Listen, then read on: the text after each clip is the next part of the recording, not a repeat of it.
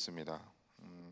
이 오늘 본문 말씀에서 우리가 찾아볼 수 있는 것은 이스라엘 백성들이 결국 계속해서 하나님의 심판을 피할 수 없는 이유와 그 원인과 또 그것으로 인해서 나타나는 증상들, 그리고 그 일로 인해 어떤 결과를 맞이하게 될 수밖에 없는지에 대해서 다시 한번 예레미야 선지자가 선포하고 있음을 보게 됩니다.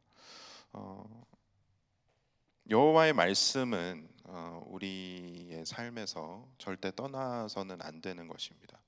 우리의 마음에서나 우리의 입술에서나 떠나서는 안 되는 것입니다. 하나님의 말씀이 사람과 마음과 입에서 떠나게 되면 어떤 일이 벌어지는지 오늘 본문 말씀 예레미야 8장을 통해서 우리는 생생하게 목격을 할 수 있습니다. 사람들의 마음에서 하나님이 떠나게 되면 또 그들의 마음에서 하나님의 말씀도 떠나고 더 이상 하나님의 말씀이 입술로 선포되는 일도 사라지는 그러한 상황인 것입니다. 그렇게 되었을 때에 더 이상 하나님의 말씀을 전하는 사람도 없고 그것을 제대로 가르치는 사람들도 없고 그것을 가르쳐야 하는 사람들부터 부패하게 됩니다. 그리고 나서 계속해서 하나님의 말씀을 묵상하는 일도 없고 또 하나님께 돌아가야 할 자들이 영적으로 둔해지게 됩니다. 그리고 하나님의 말씀을 통해서 내가 지금 현재 하나님의 말씀을 거역하고 있는지 계속해서 확인을 해야 함에도 불구하고 영적으로 둔해지기 때문에 죄에 대한 경각심이나 찔림도 없이 뻔뻔하게 하나님의 말씀을 따르지 않는 것을 부끄러워하지 않는 일들이 발생을 합니다. 그리고 백성들은 죄를 지으면 또 그들을 하나님께로 다시 인도할 지도자들이 필요한데 그들이 이미 부패함으로 인해서 그들을 회개시키고 또 하나님께로 다시 인도할 자들도 점점 사라지게 되는 것이죠. 과거에는 하나님의 훌륭한 백성들이었던 사람들도 세대가 지나면서 또 그들의 삶 가운데 하나님의 말씀이 사라지게 되면 점점 더 이런 일들이 심화되는 것입니다. 오늘 본문 말씀의 9절을 보게 되면 이렇게 되어 있습니다. 지혜롭다 하는 자들은 부끄러움을 당하며 두려워 떨다가 잡히리라. 보라, 그들이 여호와의 말을 버렸으니 그들에게 무슨 지혜가 있으랴. 이스라엘의 범죄와 원인과 증상이 동일합니다. 그들은 하나님을 떠났고 또 하나님의 말씀을 버린 것이죠. 결국 이 원인과 증상이 동일하기 때문에 이것을 회복하는 방법도 동일합니다. 그것은 하나님께 돌아가서 하나님의 말씀을 듣고 그 말씀에 순종하는 삶으로 돌아가는 것이죠. 그런데 이들은 그럴 생각이 없습니다. 그들은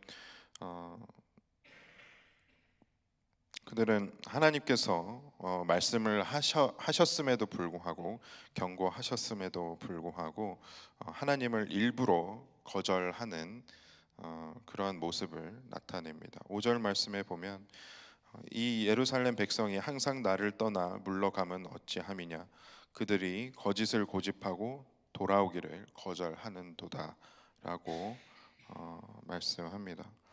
이 모습은 계속해서 하나님께서는 이들을 부르고 계신데 그들이 죄를 짓고 또 부패하고 또 하나님의 말씀을 거역하는 모습을 보여줌으로 인해서 그들이 떠나가고 있는 모습을 보면서 안타까워하시며 그들을 부르시는 하나님의 모습인데 그것을 완강히 거절하는 사람의 모습을 나타내주고 있는 것입니다. 계속해서 그렇게 그러한 삶을 이어져 나간다면 결국 이들은 심판을 받을 수밖에 없는 것이죠. 그래서 어떤 결과를 맞이하게 되는지는 이 후반절을 보면 나와 있습니다. 13절부터 보게 되면 내가 그들을 진멸하리니 포도나무에 포도가 없을 것이며 무화과 나무에 무화과가 없을 것이며 그 잎사귀가 마를 것이라 내가 그들에게 준 것이 없어지리라 하셨나니. 그렇게 하나님께서는 이들을 결국 심판하실 수밖에 없다라는 것을 예레미야서 말씀은 선포를 하고 있습니다. 이런 시간이 지나면서 하나님의 백성들 안에 하나님의 말씀이 사라져가고 그들이 하나님께로 돌아오기를 거절하고 하나님을 떠나고 또 그들 안에 계속해서 부패가 일어나고 회개가 사라지고 하나님께로 돌아오지 않는 모습들은 이 세대를 거듭하면서 점점 더 심해지고 또 하나님의 역사 속에서 그 세대마다 이러한 일들이 계속해서 반복되어졌던 것을 우리는 알아야 합니다. 우리가 조금 더 과거로 돌아가 보면 종교 개혁이 있기 전 로마 카톨릭에서도 이것은 반복되어서 벌어진 일인 것을 우리는 기억해야 하는 것이죠. 콘스탄틴 대제가 기독교를 로마의 국교로 정하면서 그 전에 핍박받던 그런 기독교인들은 자유를 얻었습니다. 카타콤에서 숨어서 예배를 드리고 신앙생활을 하던 자들이 드디어 자유를 얻고 마음껏 예배할 수 있는 시대가 온 것이죠.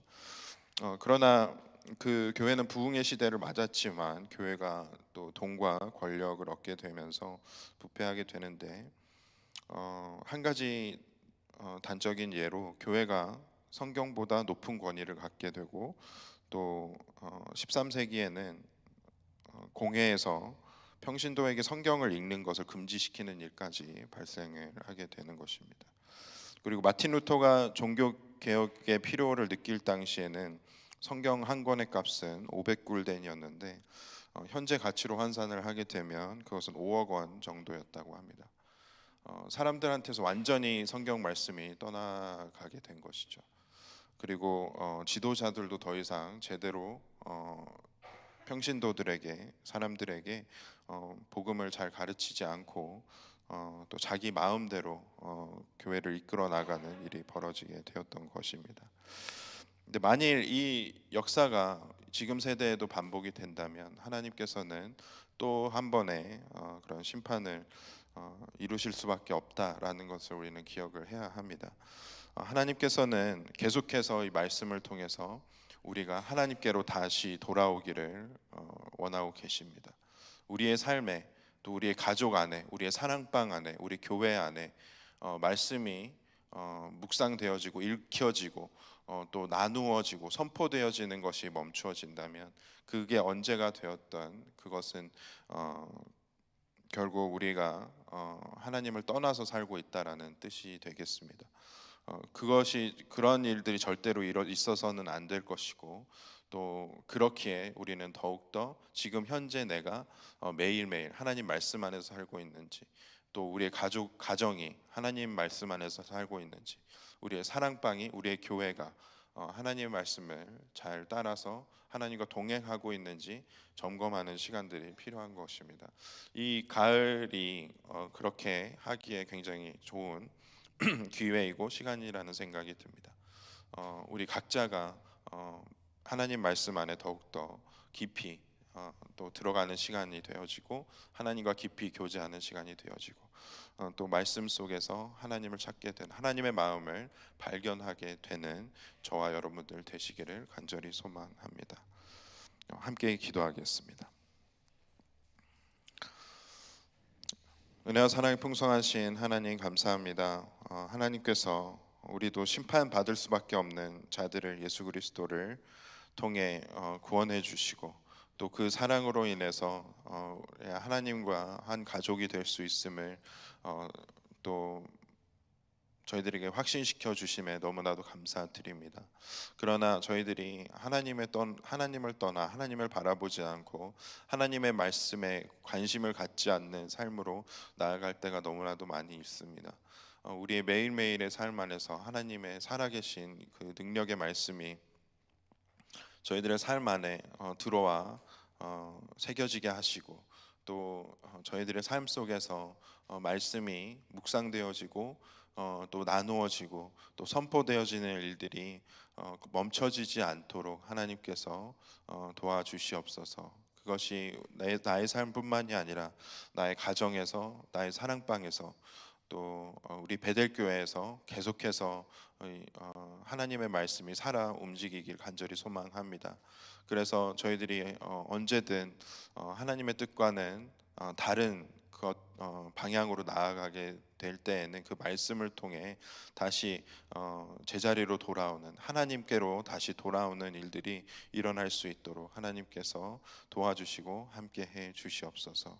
그렇게 저희들을 이끌어 가실 하나님께 감사드리며 예수 그리스도의 이름으로 기도드렸습니다. 아멘. 하늘에 계신 우리 아버지여, 이름이 거룩히 여김을 받으시오며 나라의 마옵시며 뜻이 하늘에서 이루어진 것 같이 이 땅에서도 이루어지이다. 오늘날 우리에게 일용할 양식을 주옵시고 우리가 우리에게 죄 지은 자를 사하여 준 것 같이 우리의 죄를 사하여 주옵시고 우리를 시험에 들게 하지 마옵시고 다만 악에서 구하옵소서.